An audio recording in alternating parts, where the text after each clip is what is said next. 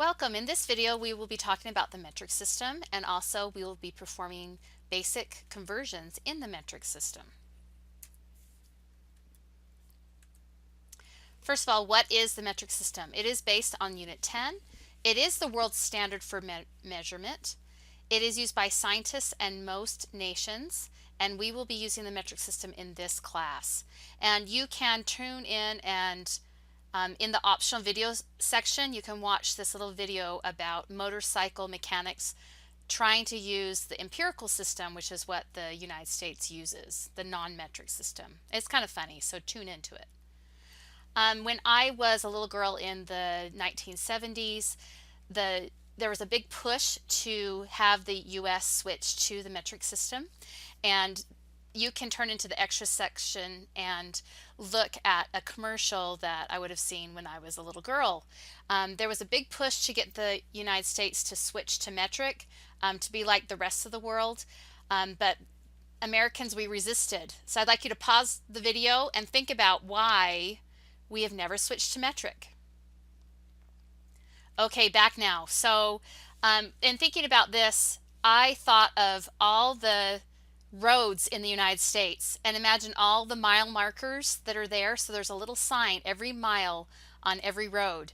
And so if we switched to kilometers, we would have to go through and switch all those mile signs. So big expense, which in the 1970s, the US just wasn't prepared to spend all that money to change all their signage in the US.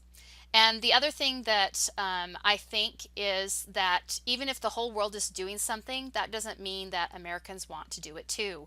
So Americans are very strong-willed, and we don't want to do what somebody else is telling us to do. So I think that's a part of just our American psyche. So those are perhaps some reasons why we don't use the metric system. Maybe you came up with some others, but it's an interesting thing to think about. Here are the countries that don't use the metric system. So you can see the US here, and then over here this is Liberia, and then here's Myanmar, which used to be called Burma. Do you use the metric system? So think about that. What in your daily life do you come across the metric system? And I would guess that you would. Here's some ideas. If you take a prescription medicine, the medicines, they are labeled in the metric system in grams and milligrams. If you're an athlete, you might run a race based on the metric system. And of course, we have our food. Food items are in metric system. So our 2-liter bottle of pop, liters is a metric unit. And also, if you look on the nutrition facts on the back of your cereal box or any food that you eat nowadays, you will see metric units. Base units. So what to start when we're converting. In length, we use meters. And if you watch the little video, it talks about how a meter stick is just a little bit longer than a yardstick. The volume is liters and the mass is grams. That's the base unit. Prefixes are very important in the metric system. So we have kilo means 1,000 base units, hecto means 100 base units, deca means 10 base units, and we typically don't use hecto and deca very often, but they're still important to know for when we are moving decimals, which I'm going to show you next. You need to know that there's a place there for them. Then of course you have your base unit, and then deci means 1/10 of a base unit, centi means 100th, milli means 1,000th, and there's a little mnemonic for you to remember all these prefixes, and that is King Hector died unexpectedly drinking chocolate milk. And one thing that you should know, you can represent these decimals as raised to an exponent. So you would have, this would be 10 to the minus 1, this would be 10 to the minus 2, and this will be 10 to minus 3. So that is something, another way that that is represented with the small. And notice that all of these are capitalized. So if it's bigger than a base unit, you usually capitalize the prefix, and if it's lowercase, it usually is lower than the prefix. But that doesn't always happen in our world. A lot of times when you see a sign listed in kilometers, it does have a small k, but it really technically should have a large K. So let's do some quick conversions using these prefixes. So we're going to start with question number 1. How many milligrams are in 26 grams? So across my paper, I've written all the prefixes, so kilo, hecta, deca, then the base unit, don't forget that, deci, centa, milli. And then I'm going to look at the number and see what unit is with the number, and that's going to be my starting point. So it says grams, so this is my starting point here. So the base unit I'm using is grams, okay? And then I'm going to end up in milligrams, so that's my end. So I can count how many spaces I'm going to move my decimal, and I will move them 1, 2, 3, and stop. So even if there's not a decimal written, you can assume it is right here for this number. So I'm going to move it 3 places over. So 1, 2, 3, there's my new decimal place. And then I need to put in some placeholder zeros.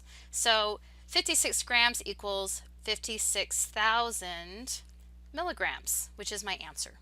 Okay, let's do the next one. And let me just clear up right here. So again, on your paper, you can write KHG, base unit, deci, centimilla, and then look at your number first. So we start with 65552 centimeters. So centa is my starting point, and I want to go to kilometers. So that would be my ending point. So let's look at how many spaces we have to move it. 1, 2, 3, 4, 5. So I want to move it over 5 places. So go where your decimal place over, move 5 places. 1, 2, 3, 4, 5. So I would get 0.65552 kilometers. Okay.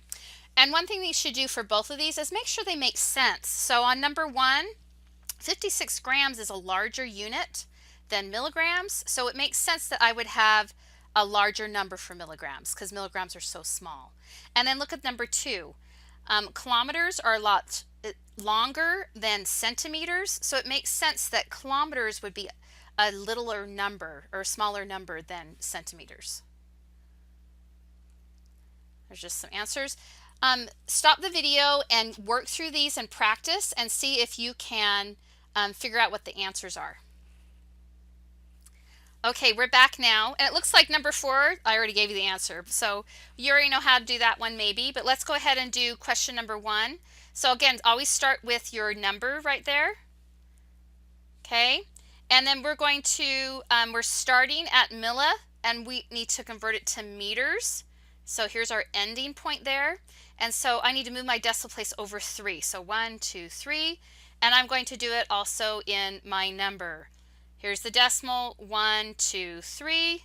So I will have 2.102 meters. Okay, let's go to the next one. By the way, these are all Guinness Book of World Records. And this number 2, this poor man has this huge tumor on his leg. 82 kilograms worth. So let's convert that to centigrams. So let me clear off this top here. We start with our number. Our number is kilograms. So here's our start. And we want to change it to centigrams. So there's my end. So I would move it over 1, 2, 3, 4, 5 places. So write the decimal and then move it over 5. 1, 2, 3, 4, 5. And put those placeholder zeros in there. And then I can put in commas, a comma there and a comma there. So I get 8,200,000 centigrams on that one. And number 3, the longest ear hair in the world. So start with your number that you have there. And we're going to go to meters. So that's a plate 2 that we need to move over. So start with your number. I'm going to move it over to 1, 2. So I get 0.181 meters is how long his ear hair is. And this last one, the answer was already posted on your screen, but how you do it is we are going from meters to kilometers. So when I move over, I'm going to start here and move over to kilo. So that would be 3 places. So that's how I get the 0.414. And all these I can just double check and make sure that the larger unit has a smaller number and the smaller unit has a larger number, because again, when we're converting, we're not changing the quantity of matter, we're just changing what unit we express it in. All right, other prefixes. So on the goldenrod sheet I gave you at the beginning of the year, you should have a goldenrod sheet you can look at. There's a section that has metric prefixes, and this one is kind of an expanded, so you can see a whole bunch of prefixes. The ones that you need to know for conversions in our class are right here. That's that King Hector died unexpectedly drinking chocolate milk. But just know that there are other ones that are bigger and smaller. We will see the smaller ones in chemistry because atoms are so small.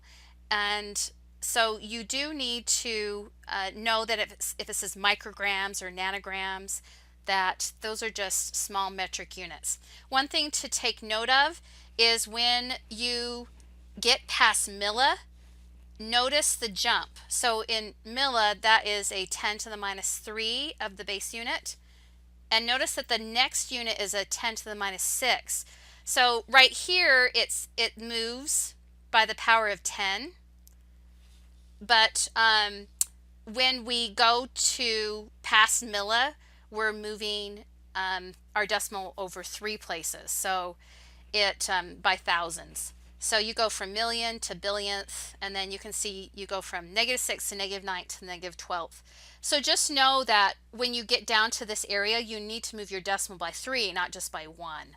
So let's do, again, here are the ones that you will see in chemistry. You're really not going to get anything past that in chemistry.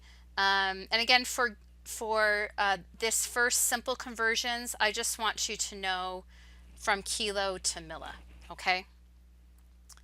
Let's go ahead and do a conversion where we are doing these really, really small numbers.